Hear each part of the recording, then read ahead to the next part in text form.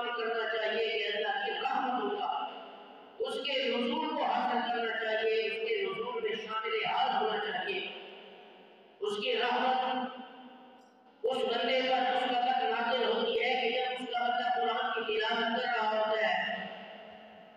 اس کی رحمت اپنے بندے پر اس وقت نازل ہو رہی ہوتی ہے جب وہ ذکر اور اذکار میں مشغول ہوتا ہے۔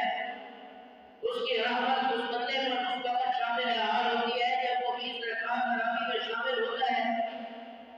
فرمایا کہ جو ساتھ ساتھ یہ خوشخبری بھی سنا دی کہ میری امت کو یہ بتا دو کہ جو ان روزوں کے ساتھ، افطاروں کے ساتھ، سحروں کے ساتھ ذکر اور اذکار حاصل کرنے کے بعد اس کے ساتھ ساتھ میرا امتی رمضان کے مہینے میں یہ عمرہ کرے گا گویا کہ اس نے میرے ساتھ ایک حج کیا۔ سبحان اللہ۔ کتنے خوش نصیب ہیں کہ جو اس مقدس مہینے میں عمرہ کرتے ہیں اور رسول اللہ کے ساتھ حج بھی ادا کرتے ہیں۔ سبحان اللہ۔ پھر آقا نامدار صلی اللہ علیہ وسلم نے فرمایا کہ اس میں اے میرے صحابہ تیسرا کام اس مقدس مہینے میں آپ نے یہ کرنا ہے کہ آپ نے اللہ سے گناہوں کی معافی مانگنی۔ روزے رکھ رہے ہیں لیکن گناہ کر رہے ہیں، افطاریاں کر رہے ہیں پھر کروا بھی رہے ہیں لیکن گناہ کر رہے ہیں، معافی نہیں مانگ رہے، روزے رکھ رہے ہیں لیکن اللہ معاف نہیں کرے گا، ان روزوں کا کیا فائدہ؟ ان افطاری کرنے کا کیا فائدہ؟ ان افطاریاں کروانے کا کیا فائدہ؟ اس عبادت کا کیا فائدہ؟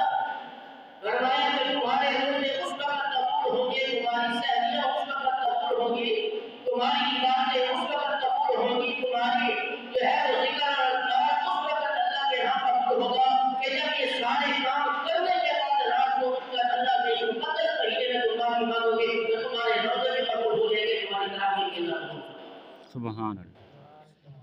پھر فرمایا کہ اے میرے صحابہ اس مقدس مہینے میں آپ نے چوتھا یہ کام کرنا ہے کہ آپ نے کلمہ طیبہ کا ورد مسلسل کرنا ہے، استغفار کثرت کے ساتھ کرنا ہے، جنت کو مسلسل طلب کرنا ہے اور جہنم سے معافی طلب کرنی ہے کہ اے اللہ تو ارحم الراحمین ہے، تو نے جنت کو ہمارے لیے بنایا ہے اور تیرے نبی کا فرمان ہے اور تیرے نبی کا فرمان سچا ہوتا ہے اور تیرا نبی جو فرماتا ہے وہ حق فرماتا ہے اور سچ فرماتا ہے کہ جب رمضان کا مہینہ آتا ہے تو اللہ اپنے نیک بندوں کے لیے جنت کے دروازوں کو کھول دیتا ہے اور روزے داروں کے لیے رحمت کے دروازوں کو کھول دیتا ہے، ان کے لیے اپنی رحمت کو وسیع کر دیتا ہے اور ان کے لیے جہنم کے دروازوں کو بند کر دیتا ہے،